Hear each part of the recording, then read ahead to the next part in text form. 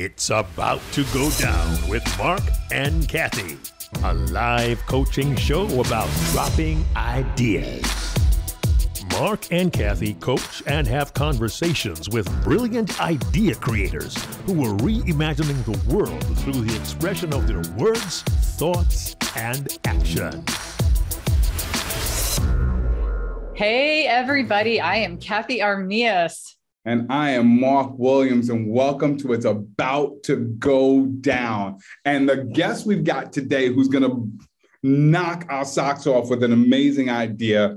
How do I explain it? The best way that I can introduce this gentleman right here is by telling you about his superpower and his kryptonite. I love how you are described, Mr. Steven, as everything from spreadsheets to sneakers. Spreadsheets, your superpower; sneakers, your kryptonite.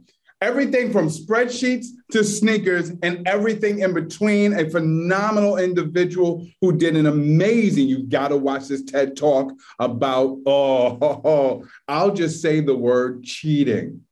But this TED Talk is now about to balloon into a keynote. And so we want to have this idea conversation today with you, Steven, about this idea, what the TED Talk was about, and the audience that you now want to take your idea in front of. So, Steven, take it away. Hey, thank you, Mark. Thank you, Cathey. Great to be joining you all today. I'll give you some small perspective on the journey of doing the original TED Talk. Had a really great coach. She's here with us today, Cathey. And we really wanted to focus on something that was super authentic to me. She really helped me land on, the best speakers are people that are super authentic. They may have more ums than other people. They may pace around the stage, but we all innately know when someone's being their 100% themselves. And so that was really our focus and charge from the jump. And for me, that's talking about business. I love spreadsheets.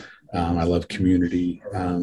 I love being part of building things. I may not get excited when someone, raises $10 million, but I know the excitement when someone gets their first $10 sale, and I'm constantly on a journey for more of those moments. And so when we got together, the idea was really around small business is really the underpinning of our communities around, especially the United States. Cities that have healthy small businesses also have healthy residents. Louisiana State University did a study that looked at the correlation between heart disease in communities and small business, and they found that cities that had healthy small businesses had healthy residents as well. And so something that's always been, really keen to me is how do we put those small businesses front and center? I think we take for granted the role that small businesses play in our communities. One of the examples I give in the TED Talk is where do we do our selfies? We don't do our selfies at Target. We don't do them at Walmart. You do them at the local ice cream spot. You do it at Salt and Straw. And so, how do we lean in more, not only the data piece, which, I know to the end of the world, but also to the emotional side of things and how it makes us feel and how it's already ingrained into the decisions that we make daily. And then if I could do that, I could help people understand where the power's at. And I think the unique take is we sit back and we think, it's banks, it's investors that are the ones that have the power. As opposed to the bulk of the money that goes to businesses comes from us. It comes from us deciding where we're going to eat for lunch, where we're going to take, our partner for dinner tonight. That's the real money that's going out there into the world. And so I wanted to really help the people in the audience, the people watching the talk understand, like they're the ones that control. It's not something of, let me wait for the right investor fund to get rolling, or let me wait for BOA to update their website. It's me, I'm the one with the control. So. Like I said, this idea, and of course you had an amazing coach. Cathey is absolutely awesome. I'm curious because this TED Talk is all about ideas, right? Ideas that, they're worth spreading. And yet now you're moving in this realm of giving an aspirational or a motivational talk. So I think, where we want to kind of direct this conversation to best help you is, how do we turn a TED Talk into a keynote? Yeah. Right, Kathy? Yeah. Or how do you take this talk and use the TED Talk as the basis, but then keep the keynote be like that in the moment? This will be like a motivational, inspirational. Stephen always talks. He's such a great small business advocate, but especially in the Black community, he founded and runs Pitch Black. It's a great event. It was just held recently and was like the biggest event that's ever been held, right, Stephen? I just want to make sure I'm giving right. Yes. Okay. And it was just front and center, having Black businesses, a lot of businesses that are doing great things and great business models. Some of the businesses were like up and running and some were in different phases. And Stephen's space is always like, what's stopping people from supporting both small businesses, but especially Black businesses? And so how can he take what he did in the TED Talk, which is really more of like an open audience, super general? How does he specifically motivate people in that moment, in that room, in that moment? So I feel like, Marc, we're going to have to take some of the pieces, rip them apart a little bit, put them back together, give them a good opening, give them a really good call to action, and have that really inspirational thing in the room where people just feel like they have to do something. That's my thought.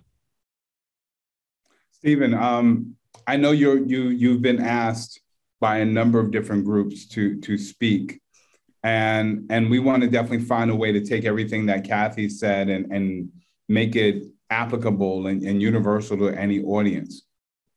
But if you could pick your own audience to share your message with, who would your ideal audience be? Whenever I'm speaking, I guess the ideal audience is always the people that aren't able to go that day. And how am I able to equip the people that are in the room to be able to have the conversation at the water tower, or the coffee at the coffee shop, or at their house, when they go home and they say, wow, I heard the speaker and this is what he talked about. And these are the takeaways that I had.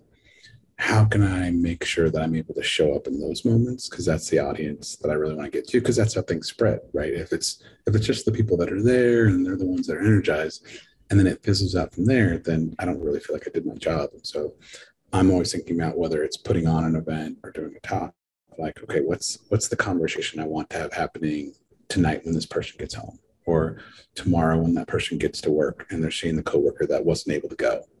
What's the first thing I want them to bring up? And how do I plant the seeds for that in the engagement that we're having today? So that's always my ideal audience, is the people that aren't there. Whew, I love that, by the way, Marc. Like, come on. I was like, come on. He thinks like a motivational speaker, right? He's like, I don't care about y'all. Y'all are like, who didn't show up. Yeah, he's like, exactly. He's like, I don't care about the couple hundred in the room. I care about all the people out. One of the things that he said, though, that I love, that like, I think even a lot of speakers don't think that way, Marc. So they don't go, oh, I really want to impact people, but they never really think about how to impact in the ripple effect. And Stephen gets that. That's such a great, and I'm going to cheat a little bit now, Stephen, to use your word, a little cheater, a little hack. Of course, I think the first thing that we need to come up with is a really good catchphrase. It's the quickest way. So first of all, I would definitely say, like, what's that line that we can say that he can say, right? That we can come up with that's repeatable, that if somebody was explaining it to somebody else, that they would be able to just quickly say that line. And then everybody's like, oh, I get it. I totally get what you're saying, And the biggest challenge that Stephen had when we were working on his TED Talk is like all of the things that you could say about small businesses at the time, or buying from, smaller businesses or Black-owned businesses, had already been said, and so it was that unique way. And Stephen did a great job of delivering a unique way to say it. And even a concept way of like, hey, I'm not forcing you all to go and just buy, only from small businesses. Just cheat on the big ones a little bit more, be intentional, search them out, find them, understand the connectivity in your own community, like what it's doing for your, people in the community. So how can we take that, Marc? Like, where should we start? How can we take it? So Stephen's going to give this talk. We won't say where, because we'll just say he's going to give this talk, right? And this is not going to be the only time he gives this talk, but he's giving this talk. It's coming up soon as kind of a keynote talk. Like, we need to start with like an opening. I think, for instance, like, I'm going to let you talk, Marc, but I like a good opening, right? How do we challenge the way people are thinking right out of the gate?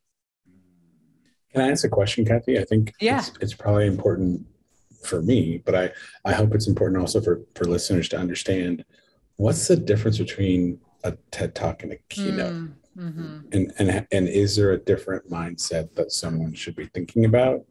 Would it be a total shooting myself in the foot to just repeat the exact same talk doing a keynote? So I don't know the difference. So I would love to know, even if your listeners would not like to. That's an awesome question. Let's play a game, Marc.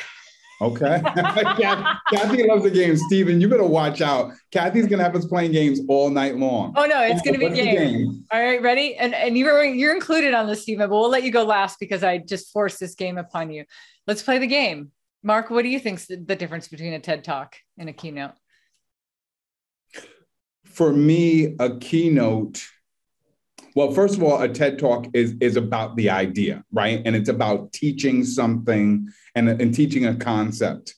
For me, the keynote is more about the life journey, right? I find that a lot of times when we hear the keynote, it's about the story behind the idea. So if the TED Talk is the idea, the keynote is the story behind the idea. That's a good answer, Marc. I love that. Thank you. You did great. Okay, I'll let you go last, Stephen, because you get to weigh in on like what you think, because you're giving the talk, by the way. I would say yes, Marc, and I would also say I wish more keynotes had more TED in them.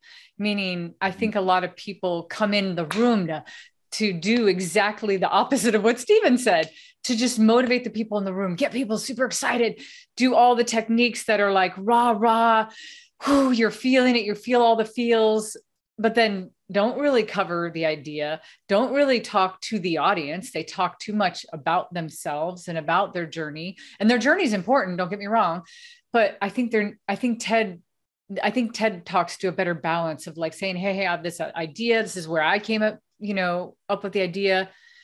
Here's what you could do with it, which is also why I think we're seeing a lot of people that, a lot of event planners, they're asking keynoters, hey, have you given a TED Talk? Can you give it more TED-like? Can you, so that would be my answer. Stephen, how about you? Yeah. So in my mind, I guess I think of a keynote as being something that happens around an event, right? So it's not something that happens in isolation, and it is the billboard for the event. Mm-hmm. So I don't get to choose everything for it. So I'm doing all this research around what the conference is about and what's the theme for this year. And all those things, I believe, need to be reflected in the keynote, because it's supposed to be this, I believe, a distillation of what's going to be happening during the event or conference or whatever. And so it feels very different than a TED Talk, which is about really teeing up an idea, right? Yeah. And so one feels very free and exposed and all the opportunities. Another one feels very much bound to like, hey, stick within these confines. Here's the area where you can really work. Yeah. Well, Marc, everybody was right? Like, of course. Nobody's wrong here. Everything that was said is correct. So how was this a game? Yeah. Did I win? I just always, you won. You win. Stephen win. You won out of the gate just for asking the question. Really, I seriously, on our shows lately, I always turn some stuff into a game. It's been my new thing. Let's play a game. Let's ask everybody the same question. Or no, but I love this. I love that Stephen kind of brought us back to this because, and Marc, here's what I was gonna prompt you on is I feel like if we're taking all of the things that we just said, Stephen's right. I mean, it's a billboard for that. I mean, if you're being brought in to keynote for a particular conference or a certain association or a certain group or a school or whatever, right? Like there's some kind of mind share that's there and they have an agenda for what they want to do. So Stephen always has to, like, he has to be the one that bends his angle just to kind of fit their, but he has to stay true to what he's saying. So like, or else he should tell them no. that's always a given, Stephen, right? If it doesn't fit, it doesn't fit, you know? Right, but here's the thing, right? You have to bend a little bit or adapt a little bit, but at the end of the day, they asked you. Yeah. It means that there's something intriguing about your message. There's something intriguing about you that they think everybody wants to hear. So I don't think you have to change much. You just kind of have to, what's their theme and how do you match your message that you've already put together to that particular theme, right? I know we said we weren't going to talk about like the next talk you're doing, but I'd be curious at least what the theme is. Have you been told? No, not as of yet. Okay. And that happens so much, Marc. You know this, right? We have event organizers where like sometimes the people are really organized and sometimes they're not. So we have to prep Stephen, like Stephen has to be ready to go. And I think it's just having his bigger general, but it's still, so it's generally taking the TED Talk and generally turning it into a keynote or a motivational speech, which by the way, Stephen, every time you talk, you should be a motivational speaker. Boom. Right? Stephen, what's, when you think about your TED Talk and when you think about your message, especially this whole idea, and by the way, I remember having a conversation with you and I'm trying to look through my notes, but it was something to the effect of big. I forgot, you said big was something and small is doable. Yeah. Right? What's the story? What's your personal story behind that? Like, what's your vulnerable story that you may have or may not have shared with audiences before that has inspired this message? Both my parents super involved in the community growing up, and I think one of the things they always told me and my four brothers was, you got to show up. And it's one thing to say that, it's another to live that out. And I'll give you an example of what really motivates me. Back in 1986, there was a school trip of high school students from Oregon Episcopal School that went up on Mount Hood, which is about an hour outside of Portland. And the party that went up there, they went missing. And ultimately, half the people that went up there didn't come back down alive. And the day that it was announced that they're missing on the mountain, I remember my dad came home from his day job, which has nothing to do with, mountains or anything. And he started packing his to-go bag, like he was going fishing or camping or something. And I was like, well, where are you going? And he was like, I'm going to the mountain. And I was like, well, why? We were supposed to hang out. We were supposed to do something. As the youngest of five, like I was always looking for an opportunity to hang out with my dad, right? And he simply said, like, in order for someone to be found, someone needs to be looking for them. And so if there's ever any chance of them getting found, someone's got to be up there looking. And so I'm gonna go and do that. And I always take that with me. It's not about being smart, having all the technical skills. It's about showing up, right? And I think similarly that goes to how the genesis of Pitch Black happened. It happened because I could, right? Like I could throw an event and celebrate 10 Black founders, even if 20 people showed up. That's still better than nothing happening and showing up. And so that's really the thing that motivates me. And I think as I've gone through my journey in the corporate world and the public sector, a lot of people, they think that they got to have big ideas and they got to use words like innovation. But when you really break down the big movements that have happened over the generations, they're actually really small things that when you look back over time, you're like, wow, like a million grains of sand really is a mountain. And you only see the mountain after it's made. You don't see it when it's grains of sand at a time, right? And, I wish I could have coffee with Dr. King and talk about, civil rights era. I'm sure he had no idea what it was. He was in his 30s. He had a family. He just knew he needed to show up, and he knew, if not him, who, right? And he was flawed and making mistakes like we all do, but at least he showed up. And I think that's the biggest thing is, whether it's, people missing on a mountain or supporting small businesses, you got to start with showing up. And lo and behold, when you start adding up the numbers, those small people showing up each day are the thing that really make the difference. It's not the bank. It's not the innovative idea or crowdfunding platform. It's those individual customers. Mark, wow. What a great question to ask to get such a phenomenal Nailed it. answer. Yeah, exactly. Nailed it. Go get it, Mark. Go get it, Mark. Well, Mark, you just like dug out of Stephen his opening. Like that story would be for a keynote, Stephen, that would be a great opening. Such a great opening on so many levels, on so many levels. A father and a son, a father and a son in a community, like talking about community, people be missing, showing up. I mean, there's just so many great, there's something for everybody in that story. And it's just a story where you have to lean in. There's no way to not lean into that story. And I love the unexpectability. That's not a word. I know I'm an English teacher. That's a good word. I like it. I like it. That part where you said your father said he was going to the mountain, I didn't see that coming. I did not see that coming. And that made the message in the story so heartfelt, right? And then as the son who's like, but dad, but it's like, but I understood. It was like, I was hurt, right? But I learned so much from that. And I agree with Cathey when she said, this is your opening story. And I thought that because as you told it, then you went into the genesis of Pitch Black. You were on a roll. Oh, you were already starting the keynote. I know. I was like, just take this a little bit recording and tell them you're going to do the opening via, you're just going to stand on the stage and you're going to watch yourself do the opening.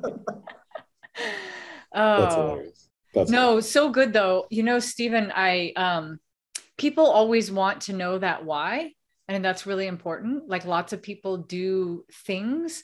And anytime we can hear the backstory, and it wasn't just some happen chance, like, oh, I think small businesses are great. You really have a very, very powerful why connected to it. Oof. Like that should be front and center out of the gate for sure. And Go ahead, Cathey. No, I'm sure, Mark, you can talk about it more than I can because I've heard the other piece to it. I've never heard that story, but I know how well he can describe the small being doable and how much power there is in the small. But like this sets it up for like, there's no way somebody won't leave feeling motivated to do that, given that connection and a couple other things that we can throw in along the way. I was going to ask you, I don't know. I just wrote this question down because I'm thinking about fast forward after the talk. So my wife wasn't there. My kids weren't there. And I listened to your talk. And right now I want to go home and ask them, how did you show up small today? Yeah, I had a question too, Mark. One that I wrote down. Similar, same, but different, right? I wrote down who needs to be found because it tied to the story, right? He said, in order for somebody to be found, somebody needs to be looking for them. Or who do you need to look for? Something, but I felt like who needs to be found because it directly correlates to the business. Yes. Yeah. And so maybe that's how you can pivot off the cheating, the concept of the cheating, which is really good. And you can still put it in there, but I would make that a lower priority and I would lift something up like that, because that right there could could be, you know, if you tie it to that opening story, then it's an easy, like, who needs to be found? You could say that a couple of times throughout the talk. And at the end, you could give a powerful call to action, which would be more along the lines of like, go find who needs to be found right now. And that makes it simple too. It's like, okay, I need to find a business that I don't know about. That's easy. I mean, easy and hard at the same time, you know, but it gives me a very clear. I was going to say, and of course, and a small business to be found, right? Then that's the connection back to the TED Talk idea. And specifically a Black-owned business too. And you know, Stephen, depending on where you're speaking, and this is always up to you, right? Like you could keep going down this level of like, yeah, there's big businesses, there's small businesses, but then even within small businesses, there's Black-owned businesses. And you could take it all the way down to that level, or you could leave it at the upper level of just small businesses if you want. But I feel as a Black entrepreneur, as a Black, you know, advocate, I think that I feel like you should always take it down to that level, like go to that next level and even talk about why aren't people buying from Black businesses? Like what's stopping you from buying from a Black business? Yeah, that's definitely one of the things I love doing in talks with groups is distilling it down to something that relates to one of their members. And so like I did a talk for the Oregon Economic Development Association a few years ago, and I knew who was on the board and what cities they were from around the state. And I identified a couple small businesses in each of those cities that they would know. And then I inserted those businesses throughout the talk, giving an example. So instead of just saying like a small business, I would say Cathey's coffee shop on the corner of 18th and Coos Bay, like a really obtuse, off the wall thing. But someone in the audience was like, oh, like that's my shop. Like that's, you know what I mean? And so I think similarly that's what I'm hearing from what you guys say is like, go and talk about, you know, a Black-owned bookstore like Fulton Street Books in Tulsa, Oklahoma, which is owned by a former teacher, and it's a bookstore and a coffee shop. And the owner is Onika, and she's a former Teach for America alum, you know what I mean? So she knows about service. She knows about being in community. She's also she's in a neighborhood named after the head of the KKK, right? And so to establish a Black business in a place that still carries that name is phenomenal. Ooh. I just got chills, Mark. Like I got chills from the whole thing, Stephen. Like not only giving us that specificity of down to like the business, but then talking about the owner and who they are, humanizing it, turning, you know, saying this is who she is. Oh my gosh. That is so good. Now I got a follow-up question for you with that one, Stephen. It sounds like clearly you have done your homework and your research. You know about the small businesses and the small Black businesses. And I was wondering, part of it is, you know, cheating on the big business, right? And buying from a small business.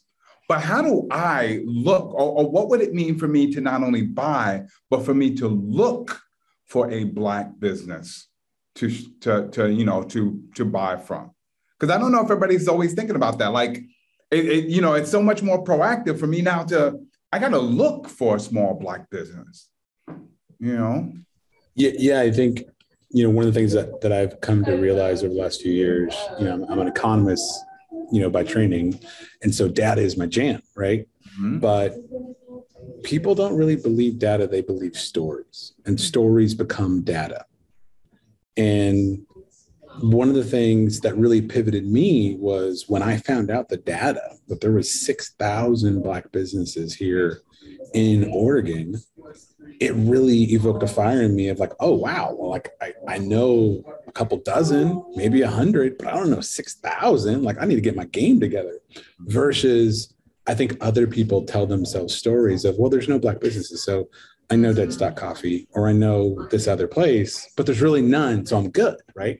But the second they find out, it evokes a new storytelling in their mind of like, oh, wow, I need to get my stuff together. Like 6,000, that's crazy. But if the data isn't in line with the stories that people tell themselves, it doesn't matter what the data is, right? Because those stories become those people's data for themselves. And so how do we have those conversations and also make it approachable where people can understand the data, reframe stories in their head, and then get motivated and understand, like, here's what I can do today, right? Versus something really aspirational and like touchy feely up in the skies, but like, where does that start? Like, I got $1 today. What do I do with that? Mm-hmm. Aspirational, but actionable, right? Yeah. Yep. Well, so in this room, so I'm picturing him in the room, Mark, right? Bringing in wherever he goes, searching out those businesses, talking about them. Especially in a room full of people that might not know, like, I don't know, Stephen, I'm just thinking about this as a technicality, but you might be in a room, right, somewhere where most of the people aren't from there, because that might just be where the conference is at, but it doesn't matter. Wherever you're standing at, you're physically standing at, it's like it feels like if you brought something within a couple miles search of that location, while people are there, they could even practice it, right? I just love the very specific, because you're right. I think Stephen said it, Mark, every speaker could be accused of this. Sometimes we get so high and pie in the sky kind of thing. We get all motivational, but it doesn't feel tangible. It doesn't feel specific. It just feels like, oh, I feel excited to go buy from, Black-owned businesses or small businesses, but my story in my head is, but I don't know any, and so Stephen took another layer of a story and tells you about a Black business, tells you about another Black business, tells you, you're hearing some stories. So I do think that is critical, Stephen, is to talk about very specific stories of businesses. And if they're not from the place where you're at, you do a good job of, so many businesses and how they started. You can easily bring that in. I want to add to this. I think there's an opportunity here for you to not be the one that people go to when they want to learn about businesses, right? Because it's amazing. I'm sitting in the crowd and Steven's just batting off this shop and that shop and that shop and this shop. And I'm like, oh, I don't know any Black businesses. Maybe I can go to another Steven talk and find out about one. But what if the conversation after the talk is about me now looking for the Black business? Like, to me, that's actionable. To me, that's like, when I leave here right now, I want to search for a Black business where I can get dinner tonight.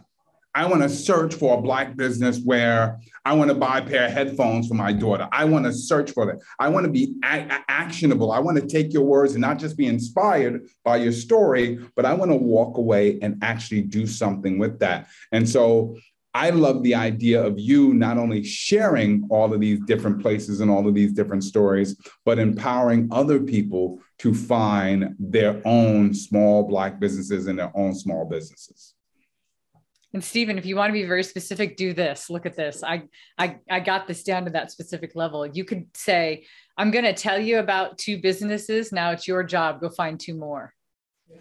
And then, because then that can be very specific. Like, I'm going to tell you, I did 5 minutes of research. I'm going to tell you about 2. You go find 2 more. Something like that would be really cool. Because I really love the space that you're getting in, Stephen, because a lot of speakers that start doing keynotes and motivational speeches can tend to get up too high and they don't get down into that very specific space. And so I love this. I love that you're sitting in something that is very specific and not just, oh yeah, everybody should buy, just really high to aspirational. It's actionable and aspirational at the same time. What do you think, Stephen? I love it. I'm thinking about what the CTA, what the call to action ultimately looks like. And I think that'll take knowing a little bit more about my audience and like who's in the room and who's not in the room. Knowing a little bit more about what motivated them to be in the room, like what's a little bit about their why. They could be sitting running their businesses or being with their family, they chose to be at this conference, right? So I feel like there's something there if I can hook into the why they came, what they were, maybe hoping to come away from the conference with, and how can I plant that seed with this being the beginning of the conference, you know what I mean? I love leveraging social media to help things kind of grow. And I wonder about doing some sort of hashtag where it's like, I've told you about some businesses. We all know some Black businesses. We're using that as an example. We all know some Black businesses. I'd love to learn about 2 more. And I bet the people that I know back in Portland would love to know about 2 more. Can we all agree we're going to go and post and put the hashtag whatever so that we can learn about 2 more of these independent bookstores or whatever that we haven't heard of, that we can then go and we can find ways to support them. But whether I have money or not, if I don't know they exist, there's no way that I can support them. But I would think between all these people in this room, you can think of these businesses. You can go tomorrow and ask friends and family about other businesses if you don't know of any. And then we're all going to reconvene on Twitter or whatever, hashtag whatever. And I can't wait to see, how many businesses we're all talking about at the end of this week. Whatever. Hashtag 2 more businesses. You're right. Ooh. Or just hashtag 2 more. Right? More, yeah. Hashtag 2 more. Or keep them coming. Hashtag keep them coming. Keep them coming. Yeah. Yep. I love that.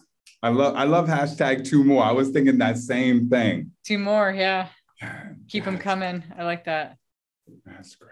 All right. I got a game, Cathey. Now I got a game. Okay. A game. Oh boy. Here we go. Because something that Stephen, you said is, well, it depends on the audience, right? So Cathey, I'm challenging you to come up with an audience that Stephen could speak in front of, right? Just to test the way he might shape this idea for that particular audience. And then I'll come up with one. Okay. Awesome. In your job, Stephen is going to have to go to some universal, pick some of that stuff out of there. But I think get to the human universal thing for any audience. But I like it. Okay. All right. I'm going to pick an old audience that I spoke at. That'll be the easiest way to pick a really weird, random thing. Okay. I spoke one time at an animal welfare conference. And so a lot of the vets that were there were small vets running independent, vet, they're not vet shops, but you know what I mean, veterinarian locations. And some of them worked for bigger hospitals and big vet hospitals and whatnot. Some of them were very much for, pro keeping animals alive. And some of them were there was a big divide. I remember that some people were for euthanizing animals that had come in. And so there's kind of all these pockets. So you've got this one conference, but lots of people coming in from different places. Okay. That's my audience. Do you want to give them yours first, or you want them to talk on this first, Mark? This is your game. Oh, wow. Well, why don't you talk on it first? Restate how you want me to kind of think about the audience a little bit more for me.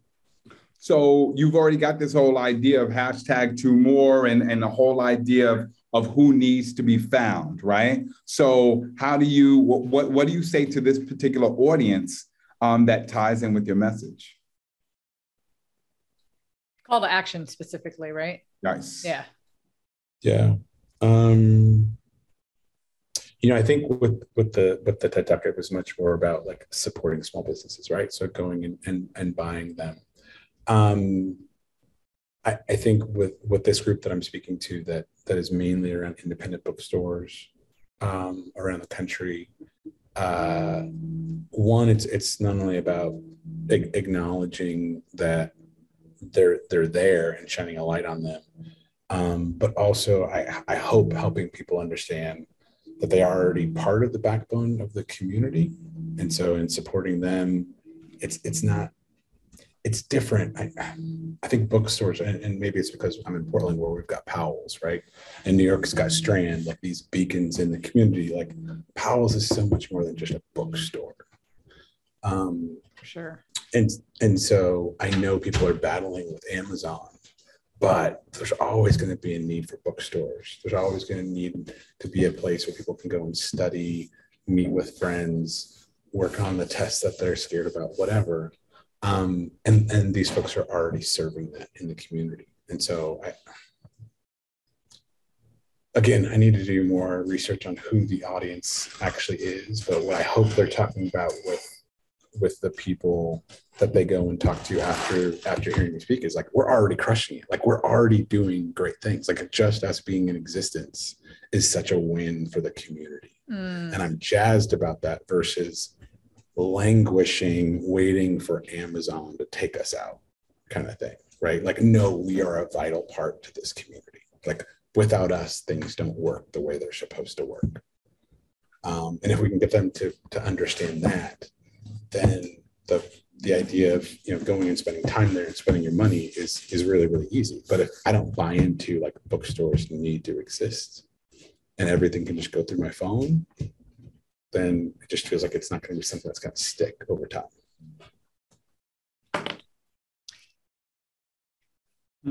See, but he got to the heart. I think no matter what the audience is, Stephen, you really did a good job of just getting down to the human thought. And so although I think the research always is, anytime you can be prepped or research, it's always great. Of course, if an audience feels like you're talking specifically to them and not just like, oh, hi, I'm showing up and I'm doing my TED talk again, or I'm doing my talk, you know, of course. But I think all messages that really stick really well get to some deep psychological human space, you know, and that won't change no matter what the audience is. You can paint stuff around that, but that's ultimately the core. For the purposes of time, I'm not going to give you my audience, but I am going to say, when you reference that everybody is a vital part of the community, to me, that also ties in with this whole idea of, you know, finding two more vital members of the community, right? And also understanding that you are a vital member of the community. So again, I agree with Cathey, like the message is there. And I often find when you're talking to different audiences, and Cathey, I'm sure you've had this too, you can always go in with the same message.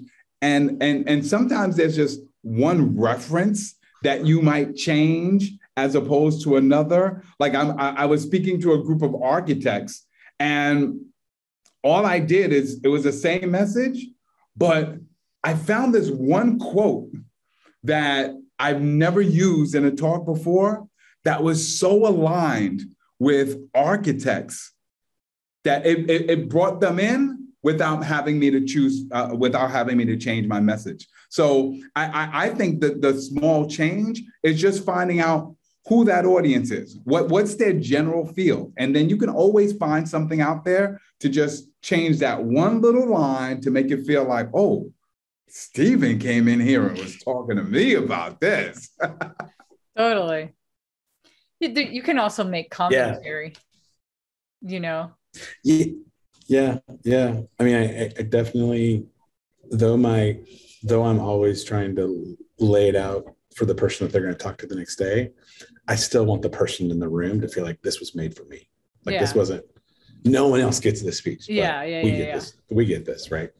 And so I think that's the needle to thread there, is to make someone feel special and feel seen in the moment, while also imparting them with things to take with them to share with others. Mm-hmm. And so I think that's why I try and do my research so much, because I'm trying to serve in those multiple roles. I love the idea of a quote, Mark. I've never used a quote in a talk before, but definitely a lot of poignancy in my own personal life. There's a couple of quotes that I just love and always come back to. Interesting. You could also do the commentary thing, Stephen, right? Where you, I love this because I also feel like this is a way that you can involve the audience into your talk. I think many times speakers speak at a wall, and there's like an invisible wall between you and the audience, and you're just speaking at a wall. And if you don't bring that wall down, Like they don't care. They're like, they can check out. But if I feel like you're really talking to me, and it could just be this little comment, like I call it commentary, where you might be talking and then you might go, well, because you're independent bookstore. So you understand that you get blah, blah, blah. And then and they're talking something like, yeah, but you get that because you understand that your biggest competitor is like one of the biggest companies in the world. And, and so you're just making these little comments here and there of just like, yeah, well, you already know that. Like I used to do that a lot when I would talk about my marketing stuff. As I like, oh, you get that. If you're in marketing, somebody shut your ideas down. Somebody's told you they were dumb. You've been afraid that you have all these common things that you could say with whatever group it is. And so that's where I think, Stephen, your brilliance in doing research will always help you, but in so many ways. It doesn't always have to be the same way. I have another game for Stephen because I'm sorry, Stephen, we've done more games with Stephen than we've done with everybody, right? But I love this one. And I think this will be really great for Stephen because I can already see this coming together in my head. But Stephen, right now, if you had to give the talk tomorrow, tell me how you would kind of just how you would piece it together. Like, let's just kind of talk about the foundation for a minute. If you're going to open with that story, let's just talk through it. And it doesn't have to be polished right now. This is what we're doing. We're talking through it, right? Like, how do you see this keynote going? I think I see it as like the first piece is that story piece, right? Like that brings the people in, gets their attention. And then I pivot to why the hell am I the one talking to you today? Like there's 8 billion people in the world that could be talking to you today. Why is it me? And so, some sort of legitimacy around how I ended up on that stage. And then once I get legitimized, then I tell them a little, I think I go a little bit more into my why a little bit more. So like they got the story piece, but like, here's why I get up every day and do the work that I do and why we started the company that we started. And then segue that into, and we do this for the same reason you all are doing this, right? So what I hope people hear in our bold, bullish story of doing something the exact opposite the way the publishing industry would ever do it, and succeeding is going to resonate with folks where they're like, yep, a lot of people told me I shouldn't start a bookstore. Bookstores are terrible. Amazon's going to take me out. But here I am running a bookstore for the last 10 years, whatever. Right. And so I hope, in that moment, that is helping them understand that there's we're part of the same tribe. Right. And so even though I'm from 3,000 miles away, I get the plight of what you're doing. I understand why you're coming to a conference to give your business in Tupelo, Mississippi, the best chance of succeeding, possible. Right. And then dropping into some tactical things. And then, as I do some tactical things, Cathey already knows this about me. I love my data. I love my metrics. I love, going into the weeds there. Not a lot of stories, not a lot of humor. But I will, get you with the technical stuff of like how to do something. I got you. And so do some tactical stuff and then slowly arc it back to looking for folks and the story, right? And then end on coming back to that call to action of who are you looking for? Who needs you to be looking for them, right?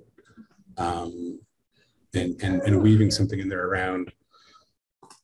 There's something about physical books, right? Like people have been able to buy digital books all this time, but there's a reason why physical books still exist, and we see it whenever we give someone our books. Like we're fundraising right now, and the number one thing I do along with our deck for our investment is give people books, because once they have the books in their hand, it changes things. And the same thing happens with our authors. It's like we're writing a book and you can see all the pictures, but once they're holding the book in their hands, it's a game changer, right? And I think bookstore owners and independent publishers, they know the power of that, and they're seeking to get their fix every time that moment happens, whether it's with an adult or a child or someone who just learned how to read, whatever. They know that fix is coming. And the same thing happens for me with small businesses. Like I'm not looking for the next $1 million deal.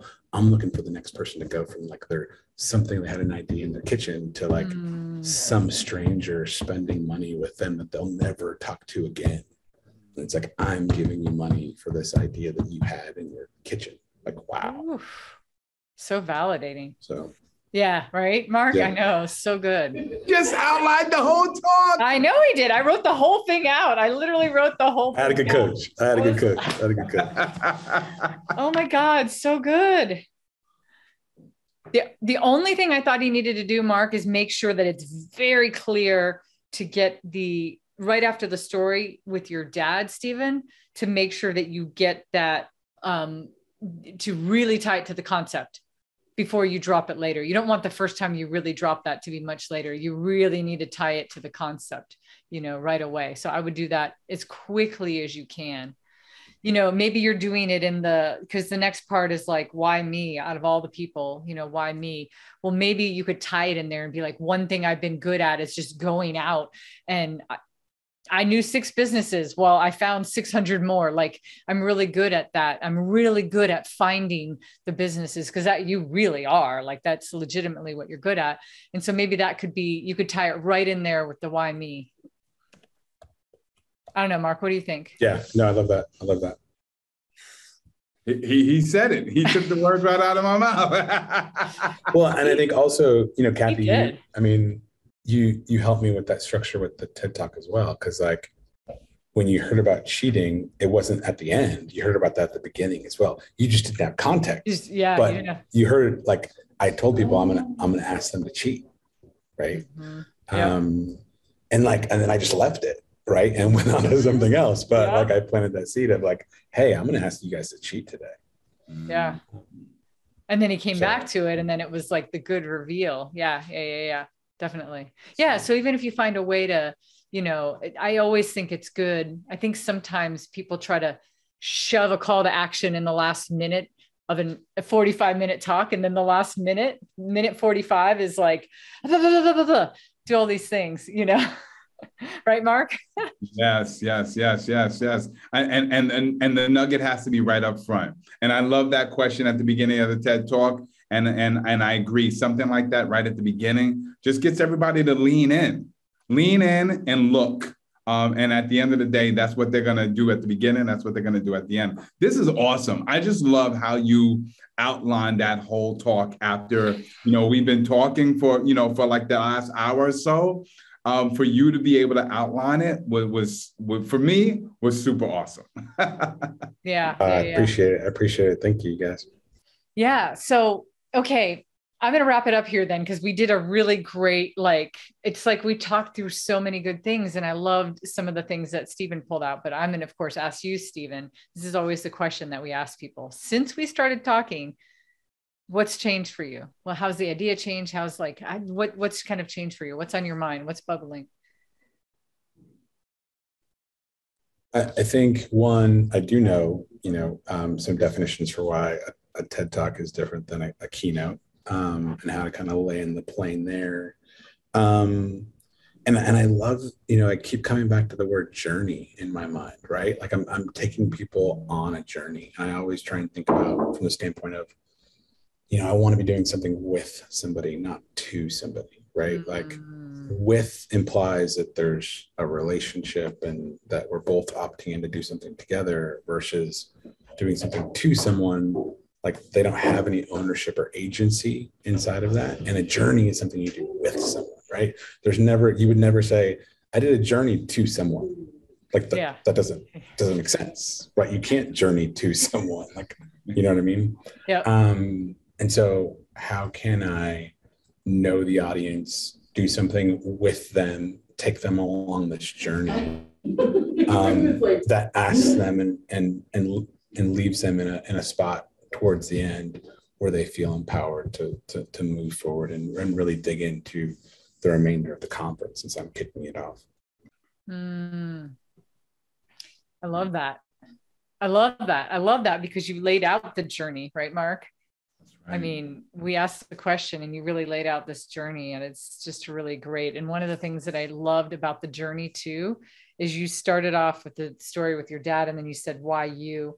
But then it's like you said, why then? Like you put it on them immediately too, which I loved too. I'm doing this for the same reason you are. You kind of tied them into it. So you did make it a journey immediately. I love that. I love that. Ooh. Stephen, in closing, one of the things I want to say to you, but especially for the audience, is like, this is always a process. You know that you've been through it. You're really one of the best people I've ever worked with. And that's because you are willing to do the work and the research and take the time to do the process. And I love that. So you're very, very thoughtful, but anybody watching too, I want them to understand, like, this is a process. Like you'll think of so many things, like it's not over. It's not like, whoop, all right, done. It's over. And so just knowing that even putting this together is a journey and a process. And as with any journey, you should do it with other people. There you go. There you go. So we are glad that you did this with us today. Stephen, if somebody wanted to find out about the work you're doing so many things, what's the best central hub to find Stephen Green? I am at PDX Stephen G on both Instagram and Twitter. And that's PDX STEPHENG. You can also find out about the work that I do with as a COO of a kids company at www.akidsco.com. Ooh, got to check that out. A company, a kid's book about many things, including racism and war, one that just came out, disability, public speaking, just over 70 titles. Like 70 titles. We got a podcast network with over 10 shows already. We launched our own app, and we're trying to help kids and the adults in their life have the most important conversations that they'll ever have. Ooh. # keep it coming. Yeah, exactly. A Black-owned business right there, right? Hashtag there you go. One more. Keep them coming. Awesome. All right. Well, for Mark and I, you can find us at it'sabouttogodown.show.com. And if you want to be on the show, fill out our form. Or if you know somebody, like another small business or somebody that has a great idea, keeping with Stephen's theme, reach out to us and tell us. We have amazing people doing amazing things, and we're just trying to help people through their idea journey. So thank you, Stephen. Thank you, Mark. Another amazing episode of It's About to Go Down.